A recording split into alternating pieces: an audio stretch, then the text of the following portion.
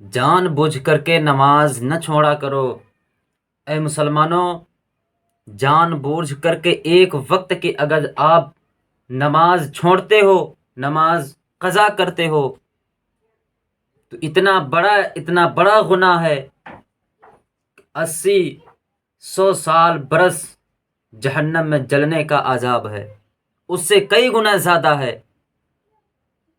آپ جان بوجھ کر کے نماز نہ چھوڑا کرو، نماز ترک نہ کیا کرو۔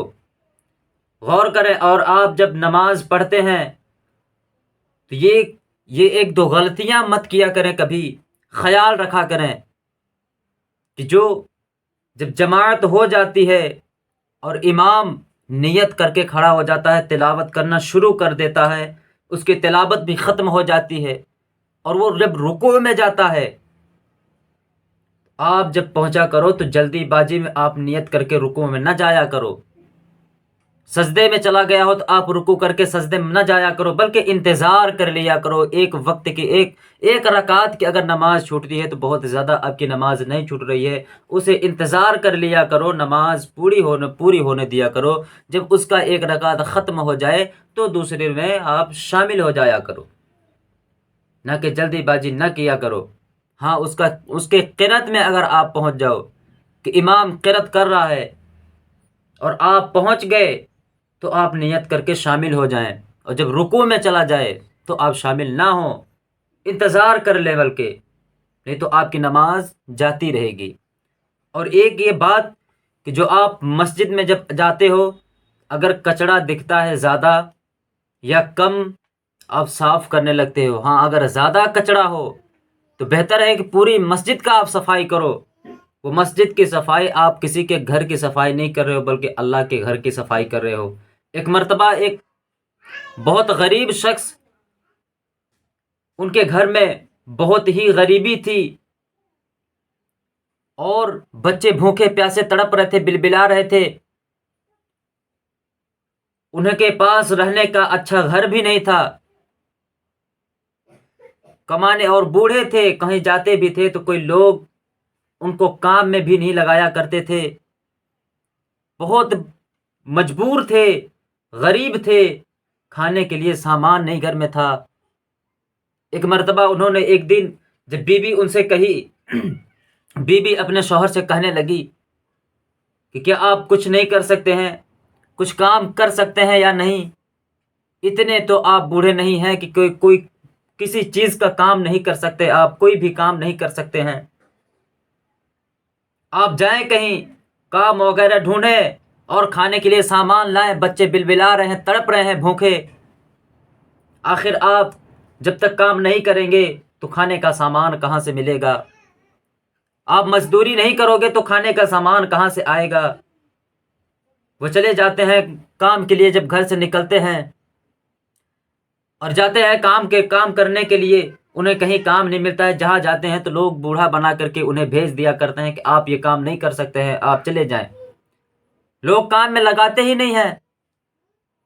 انہیں بھیج دیا کرتے ہیں، کہیں اور جاتے ہیں، اس کے پاس بھی یہ حال ہوتا ہے، پھر کہیں اور جاتے ہیں وہ بھی حال ہوتا ہے۔ ایک دن گئے، 2 دن گئے، تیسرے دن جب بھی وہ واپس آئے، پہلے دن بھی گھر واپس آئے، دوسرے دن بھی واپس گھر آئے، بیوی دیکھ کر کے رستے میں کھڑی رہتی تھی۔ انہوں نے چوتھے دن جب گئے تو مسجد میں گئے، اب ادھر بچے جب واپس آتے تھے تو بچے انتظار کر رہے ہوتے ہیں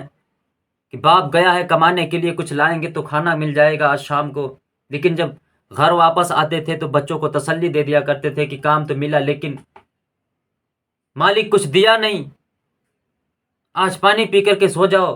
کل جاؤں گا تو انشاءاللہ ملے گا تو دوں گا۔ لیکن اللہ کا شکر ادا کیا کرتے تھے، اللہ کا شکر نہیں بھولتے تھے۔ جو تھا، زندگی ہے آپ کے پاس، صرف زندگی میں ہی آپ شکر گزار کرو اللہ کا ہمیشہ شکر گزار رہو کہ اے مولا، اتنی اچھی تو نے اتنی خوبصورت زندگی دی ہے، وہ بہت بڑی ہے، بہت اچھی ہے۔ اور جب وہ پھر گئے، انہیں کام نہیں ملا تو آپ تھک کر کے مسجد میں چلے گئے اور مسجد کا دن بھر صاف صفائی کرتے رہے۔ شام کو آتے ہیں گھر تو بچے دیکھتے ہیں راستہ،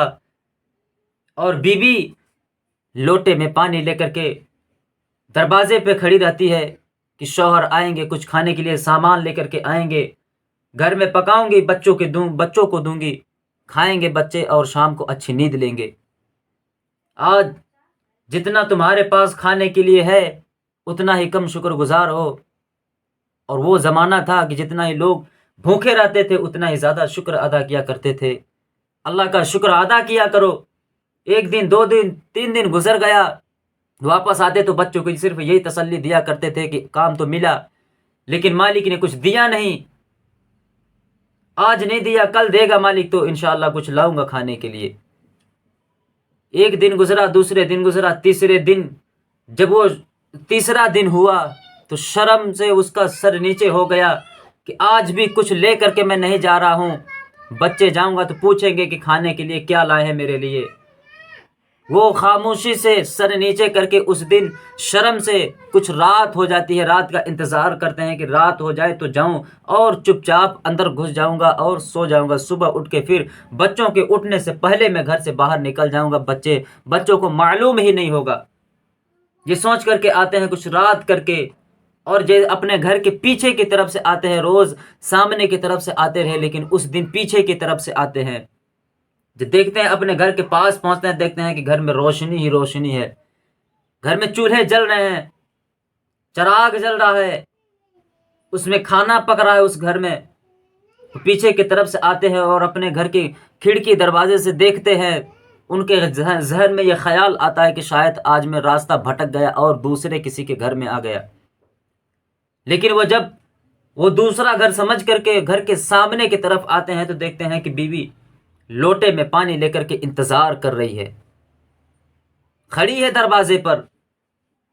اس جب جاتے ہیں وہ کہتے ہیں کہ بی بی کیا یہ میرا ہی گھر ہے؟ اس میں اتنا اناج کہاں سے آیا؟ یہ کھانے کا سامان اتنا زیادہ کہاں سے آیا کہ گھر میں ہی نہیں سما رہا ہے؟ بی بی کہتی ہے آپ کا مالک بہت رحم والا ہے، دل کا درد جانتا ہے، سمجھتا ہے، آپ کا 3 دن کی محنت اتنا زیادہ دے دیا کہ گھر میں سما ہی نہیں رہا ہے، کہاں پہ رکھوں لے جا کر کے یہ سب سامانے، وہ گھر کے اندر ہی نہیں آ رہا ہے۔ اتنا کہتے ہیں، جب ان کے آنکھوں میں آنسو آ جاتے ہیں، رونے لگتے ہیں کہ اے میرے مولا تیرا بہت بہت شکر گزار ہوں میں۔ اور وہ مسجد میں جا کر کے صرف اتنا ہی کرتے تھے کہ سر صفائی کرتے اور اللہ کی بارگاہ میں دعا کرتے تھے کہ مولا ایک وقت کا نصیب ہو جائے تاکہ بچے بھوکے پیٹ سو رہے ہیں ان کے کھانے کا انتظام ہو جائے۔ دیکھیں مولا اتنا زیادہ دے دیا کہ ان کے گھر میں ہی نہیں آ رہا۔ اگر غریب ہو تو قسمت میں رویا مت کیا کرو، جتنا ہے آپ کے پاس اسی کا شکر ادا کیا کرو۔ اللہ رب العزت آپ کو جب دے گا اتنا زیادہ دے گا کہ آپ خود نہیں سمجھ پاؤ گے اور آپ کے گھر میں ہی نہیں سمائے گا وہ۔ اور ایک بات تو مسجد میں جب جایا کرو نماز پڑھنے کے لیے تو آپ کے جو پیشانی پہ نشان لگے، میرے آقا رحمت حضور صلی اللہ تعالیٰ علیہ وسلم ارشاد فرماتے ہیں کہ مسلمانوں تم میں سے کوئی بھی شخص اپنے پیشانی سے اس مٹی کو صاف نہ کیا کرو جو نماز کے سجدے سے لگی ہو، جو نشان لگا ہو، کیونکہ جب تک وہ سجدے کا نشان تمہاری پیشانی پہ لگی ہوگی تب تک فرشتے دعائیں مغفرت مانگتے رہتے ہیں، اس شخص کے لیے دعائیں مغفرت کرتے رہتے ہیں فرشتے اللہ کی بارگاہ میں کہ مولا اس کی تو بخشش فرما دے، مغفرت کر دے۔ اس پیشانی کو صاف نہ کیا کرو، اور تھوڑی بہت اگر کچڑا لگا بھی رہے صف میں تو رہنے دیا کرو، کیونکہ وہ جب کچڑا آپ کے پیشانی پہ لگے گا اسی کچڑے سے آپ کے چہرے کی روشنی بھی بڑھے گی، اور جب تک وہ لگا رہے گا نشان، کیونکہ وہ سجدے کا نشان ہے نہ کہ بلکہ کسی اور چیز کا وہ نشان۔ سجدے کا نشان جب تک لگا رہے گا تو فرشتے تمہارے لیے دعائیں مغفرت کرتے رہیں گے، مانگتے رہیں گے۔ کہ کون کہہ رہا ہے؟ میرے حضور صلی اللہ تعالیٰ علیہ وسلم فرما رہے ہیں کہ جب تک تمہارے چہرے پر نشان لگا رہے گا تو فرشتے دعائیں مغفرت مانگتے رہیں گے۔ اللہ اکبر۔ اور جب مسلمان بندہ نماز کے لیے کھڑا ہوتا ہے، نماز پڑھنے کے لیے کھڑا ہوتا ہے،